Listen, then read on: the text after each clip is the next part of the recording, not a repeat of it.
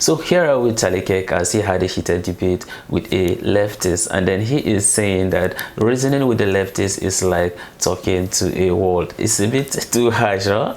Okay, anyway, so without any further ado, let's get on to the video and check this out. Hi. All right. Hello. Oh, hi. I'm gonna start off by saying I'm a political science student. I'm a second year here at K-State. And I'm a first-generation student. Try to turn it up a little bit. Yeah, perfect. Great. Thank you. And what's your name again? Alondra. Nice to Alvarez. meet you. Yeah. So I just had a question because you talk a lot about like protecting and securing our southern borders.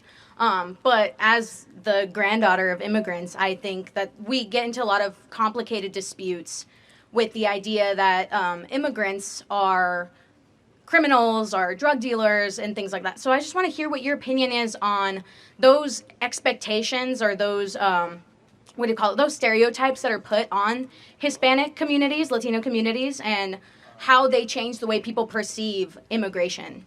Sure. So thank you for the question. So you said you're the first generation student or first generation American? I'm a first generation student. Cool, great. Second generation American? Did I hear that right? Third generation American on my mom's side. Great. Second on my dad's. When your grandparents then, is that right, came to this country, did they do so through the legal process that was in front of them? So my father got married to my mother. So he's a legal resident of the United States. She's been here her entire life. But did she enter legally? She did. She's born here. Yeah. Got it. My grandpa on my dad's side entered in illegally. Okay. So I'm not here to like insult your grandpa, right? But but we must be very clear that the type of immigration that we support is when you follow our rules and you come on our terms, and that you do not break into a country uninvited and you try to cut. Can I add something to that? The reason why he left, and a lot of people in Mexico do, is because of the political state, especially in the 70s and 80s, when they decided to move. They have a government that isn't supportive of their constituents, and because of drug problems, their only choice was to move. Yeah, I totally sympathize. That's not true. It's never the only choice to commit a crime, and we should not put up with it. And so it is an insult to other immigrants from Vietnam and Laos and Pakistan that have to wait decades in line to morally equivalate people that come in and just break in. Oh, I have an unstable country. Like half of the world's countries are unstable. Yeah, but that's why we have the asylum seekers program, which is heavily abused. And we're talking two different things. Asylum seekers and walking into the country illegally are similar but different things, right? And so we have millions of gotaways of people that we have no idea who they are. They're not declaring asylum. They just run across the border. Well, because they can't. The system doesn't allow other people from Mexico specifically to assign themselves who they are the last couple of years. So look, we just have to be very clear with this, is that if you come into the country uninvited, you have committed a crime and you are a criminal. And we could decide that we're not going to enforce our laws, or we can say that when you are a criminal, you should then be punished for that crime, aka sent back to your country of origin, because you were not invited. And it is an insult, again, to the Poles and to the Czechoslovakians and from the Senegalese and people all across the world that don't have the proximity or the luxury just to waltz into America. You call it a luxury to leave a country that has political tyranny and come into a country with opportunity? Yes, to live in Mexico, to be able to go 100 miles north and break into America. Do you know how many people in Pakistan would kill to be on that border? That's why we bring them in. Well, we shouldn't, right? That's the point. And secondly, do you think that you have a right to immigrate to America? I think that I didn't have a choice. My grandparents made that decision for me. And I'm not trying to attack your grandparents, but no one has a right to go to anybody else's country. You are invited. It is a privilege, not a right, to come into America. So it's a privilege to live a life that requires you to have clean water, clean food, clean air. Yes, of course it is. And you have to fight for that? Yes, it is not. But we didn't? Hold on a sec. Well, born here, we didn't fight for that? Well, my ancestors did fight for that, actually, and I'm a very thankful recipient of many generations of Americans that fought for the greatest nation ever to exist. By doing what? Coming here? Well, illegally? Wait, what did my ancestors do? They came here illegally. They came over here in 1620, fought in the Revolutionary War, fought in the Civil War, fought in World War I. So because my grandpa didn't come here in 1620, it gives him no right to have a good life? He can fill out paperwork and wait in line like the rest of the world. And then we can see whether or not it's in our best interest to allow him to come in. And so we have to weigh costs and benefits. I'm not saying we should have no immigrants, but immigration must be a net benefit for the American homeland and for the American citizen. We have brought in 10 million people in these last couple of years. We have now brought in 5% of the population of Haiti. Nobody is asking these questions. We're just saying, if you want to come in, you can come in. Do you see anything wrong with, I don't know, taking in 5% of the population of Haiti? Not necessarily, no. If we have the land and the resources to house them, it shouldn't be that big deal to bring in immigrants. Really? So do you think that the American government should first have a obligation to citizens before foreigners? Okay, I think we have an answer the obligation. question. Yeah. Here's the thing. Yeah, we're obligated because we're citizens to have the rights that we have, but that doesn't mean we can't open up our borders that's not when the we question. have the process Hold on a second. to do so. You, being a younger American, and everyone in the audience, is the first generation in American history to have it be worse off than your parents. So the social, and you agree with that, social contract, poorer, more expensive.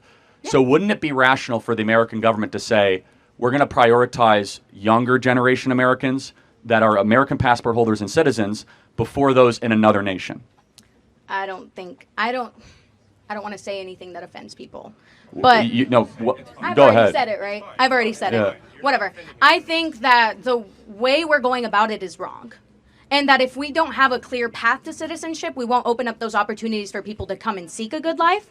But I also think that, we are required to have those rights ourselves. Seeking as a good American life citizens. is fine. It's a nice added benefit. Our government does not exist to improve the life of foreign citizens. But we should be open to the idea of accepting that. Of course we are, if we have our own house in order. We are in chaos right now. We have the most depressed, suicidal, anxious generation in history. Our birth rate is collapsing. Kids can't afford homes. Yeah. You guys are drowning in debt. You have to compete you have to compete for jobs against foreigners. Our country is a mess right now. And so when your country's a mess and your home is in disarray and bedlam, your own government should say, time out. I have a heart for the people of Haiti. I have a heart for the people of every country. But you're not coming here until this generation at least has it as good as their parents. But it's the stereotype that I'm given as a Mexican American to fulfill those standards that people have on immigration as well. I don't share that. I haven't said that here today. There's people from all over the world that enter the southern border now. There's 118 countries that come across the southern border.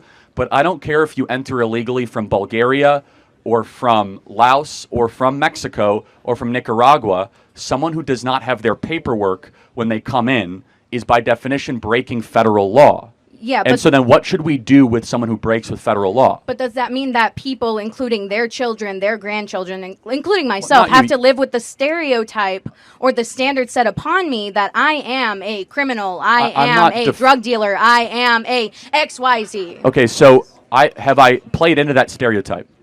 I've heard it many, many times, not from you specifically today. Okay, but then it's a little bit of a red herring, right? Because we're not even talking about it. I'm not... Well, my original question was, what do you think about it? What do I think about stereotypes? About the stereotype given to immigrants right now and children of immigrants and people of color here. Well, I can't talk about something I don't believe in. So, I mean, I don't want people to be stereotyped. No different than when you look at a young white man on campus, you think he's a rapist, right? Which is... No, I don't. Well, that's good. No, but that is a stereotype that is pushed sometimes. Like, if you see a young man on campus, it's campus rape culture. Stereotyping is wrong. It should not occur. But we also must understand that the way that we constitute our immigration policy right now in this country is not in the benefit of the American citizen. And we're acting much more like a colony than a country. And where a country is where you have ties that bind you together. You have a shared history, hopefully a shared language. You have a shared culture, where a colony is you come from anywhere across the world, and so be it. Yeah, but isn't that like the point of America? Diversity and inclusion and belonging. I'm so glad you brought that up.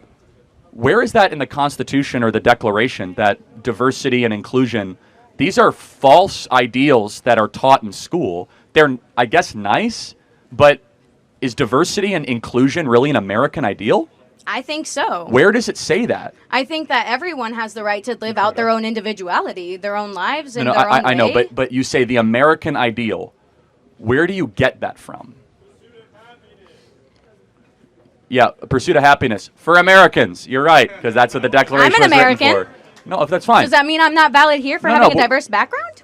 No, of course you are, but I'm saying Yeah. that what? So can I not express that? Don't change the topic. You said we should be able to open up the country for people from all across the world. Yeah. Why do we believe that is a core belief? Because we want to help people. That's the point. We came here a Got it. long time ago. We established a country a long time ago, and we Well- want to have other people come in, I think, to live in the luxury that we live Got in it. now. Last question. I knew you Are were- you okay with deporting every illegal person that's here? No. Why? Because there's some people here that are not represented well by the media. There's a lot of illegal immigrants here that are working their butts off for the life that No, they no, want. I don't care if they're working hard. But the point is, what should the punishment be for breaking into a country? Depends on the crime you commit after No, no. you break into it. Okay, no, that's it. I'm talking about just the crime is breaking in. What should the punishment be? I break into somebody's home. What should their punishment be?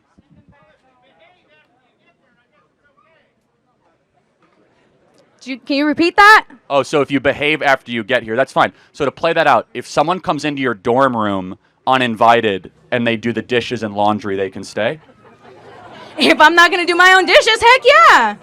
They're doing my dishes for me? Cool. If they don't kill me, I'm not dead. It is what it is, man. Well, they are killing a lot of Americans, but You say they. Like they are? Yes, like they. All illegal immigrants kill people? That's crazy. Many illegals do. Actually, the crime rate for illegals is far above that of native-born Americans. And even if it wasn't, Okay. it would not be there. No, but it's just interesting. The punishment for the crime of breaking into a nation should be what it is in Switzerland and Israel and Hungary. Every person who breaks into a nation uninvited goes back to their country of origin. Period. So why End is of there an story. emphasis on the southern border? Because most people come illegally through the southern border. 10 million people have come across the southern border. And by the way, do you have any concern for the 320,000 missing kids that have also been sex trafficked across the southern border? Of course I do. But who's doing the sex trafficking? A handful of people, not No. everybody else. 320,000, that's a lot. The children. Yeah, but each one of them has a handler. I'm just... So, and that means that 320,000 sex pimps are bringing in sex slaves to this country. The point I'm trying to make is that we categorize all illegal immigrants under the same thing: sex traffickers, No, I'm drug not. dealers. Am I and doing by that? you saying all illegal immigrants No, have no, to no. be deported, Yes. you're implying that all of I'm not them implying are anything. doing these I'm being terrible things, super and not a clear. small percentage of them. Well, it's not small, actually. 320,000 out of 10 million is not small, actually. That's a serious number. That's 3.2% of all people that came into the country are connected to sex slavery in some way. That's insane, actually. 3.2% are connected to sex slavery. That's like a lot. But anyway, so let's just I want to just make clear. If you come into a country uninvited, definitionally you are a criminal. We're just not going to agree. It's fine. Then That's final okay. question. What is a criminal? What is a criminal? No. What is it? Would you agree with the definition that a criminal is someone who breaks the law? Here's where I'm thinking. Here's the thing. I know how he's going to turn it, and I don't fully agree. It's not a matter of turning it. It's a very ABC sequence. If they're not criminals, then tell me what a criminal is. And a criminal is obviously someone who breaks the law. Someone who comes across the southern border broke federal law, therefore they are a criminal. Okay, then we can just disagree. But you have to tell me what a criminal is, though. Trump! Oh, Trump. Yeah. Yo! You got to come up to the mic. Okay. She's right behind me. Yeah. Have fun. Can't tell me what a criminal is. Yeah. It's so sad. It's because if you want to really get down to it, at the core, and she's a very sweet person who was there, the left cannot define core terms. Criminal, woman, racist, democracy. That's very funny and very interesting one, start listening to Charlie Kirk dialoguing of this very college student. But then I think that some of you agree with me that this very young lady was just there to justify the action of her grandfather. She just tried to justify it for it to be like, because of what was happening in Mexico, that was the reason why he came to America and he committed crime by getting into the country illegally. So that justified it. But then, as a matter of fact, it does not, in a sense, justify anything.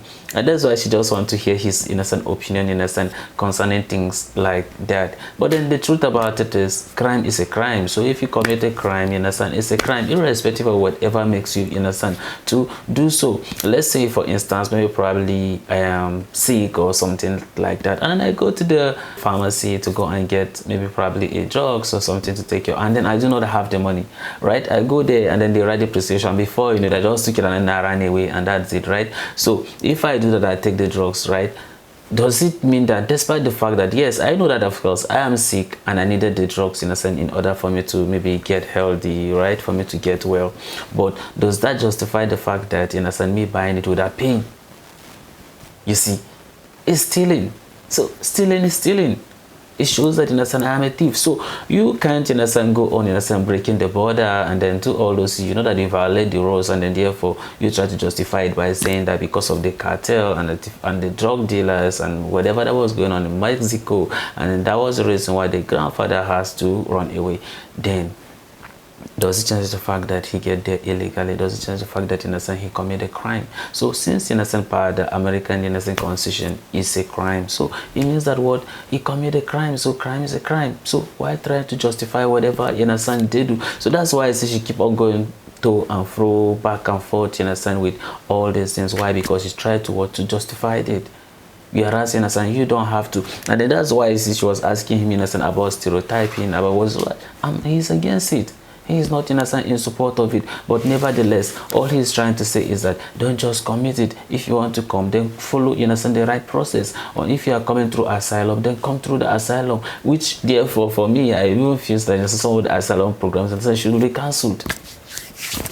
If you had to be left to me, I'll be like, okay, it should be cancelled for the meantime, and then therefore let the country be safe, let everyone be safe. Then therefore, if we think that in a sense we need to help people, then we do it, rather than in a sense people to be in a sense illegally and then committing so many crime and then not making the country safe. Because a lot of people are actually coming to America because they want to be safe, because they are coming from their respective country with a lot of problems, a lot of issues, and then just getting to a place that they should be safe. Then how will you feel after you suffer, you do this, you apply for asylum, you spend many months or even years, and then therefore when you are finally accepted to the American and get to realize that the America you thought that it is safe, that you are not safe again, that your life, you understand, you are not safe.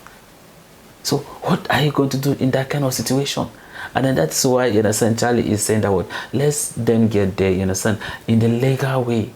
Let them apply for it. Let them have the papers, so that when things like that in a sense should occur, then we know how to tackle some of these issues. He is not saying that he's against in a sense colors, or he's against people in a sense coming to America. No, he is not saying so. He is saying that enter the country and enter it legally. But then I know that a lot of you have thought and opinion in a sense concerning some of these things, and I want to drop it at the comment section, and may God bless you as you do so. So this is the end of my video. If you like my reaction, should like, share and subscribe, and if you have any video you want me to react to, don't forget to drop it at the comment section and I'm going to check it out. So you remain blessed, and I see you in my next video. Goodbye.